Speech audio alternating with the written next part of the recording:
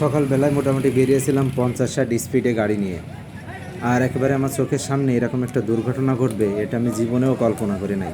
একটা 4B গাড়ি আর একটা হোন্ডা একেবারে ট্রাকের সাথে অ্যাক্সিডেন্টটা হয়েছে। 4B গাড়ি এবং হোন্ডা বাইক দুইটার কিছুই নাই, আর জায়গায় 3 জন মারা গেছে, একেবারে জায়গায়। পুরো রাস্তাটা একেবারে রক্ত রক্ত অবস্থা, আর মানে চোখে দেখার মতো অবস্থা না।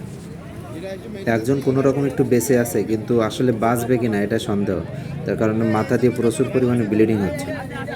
আর গাড়ির অবস্থা দেখেন, একেবারে দুমড়ে মুচড়ে গেছে, সমস্ত রাস্তায় রক্ত, আর এভাবে গাড়ির টুকরা টাকরা পড়ে আছে। এগুলো সবাই আরও আরও অনেক টুকরা ছিল, এগুলা সবাই হাতে ধরে ধরে রাস্তা থেকে সরিয়ে দিচ্ছে, যে কারণে এখন কম দেখা যাচ্ছে। মানে একেবারে চোখের পলকে, একেবারে চোখের পলকেই অ্যাক্সিডেন্টটা ঘটে গেল। আমার তো গা হাত পার ভেতরে এখনও কাঁপছে, আর লোমগুলো সোজা হয়ে আছে। আমি এখন এদের প্রায় 20 মিনিট যাবত এখানে দাঁড়িয়ে আছি। মানে আমার মনে চাচ্ছে না যে আমি এখন আর বাইক রাইড করি।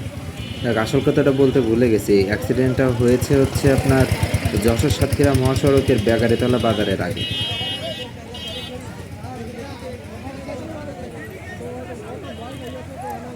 এই যে এখানে আর একটা লাশ পড়ে আছে, এখন ওনাকে নিয়ে এদের রাস্তার এক পাশে নিয়ে আসছে। মানে একেবারে জায়গায় শেষ, কোনো নড়ন চড়ন নাই, কোনো কিছুই নাই, মাথা দিয়ে পুরো ব্লিডিং হচ্ছে আর চারিপাশে ব্লাড ছড়িয়ে আছে।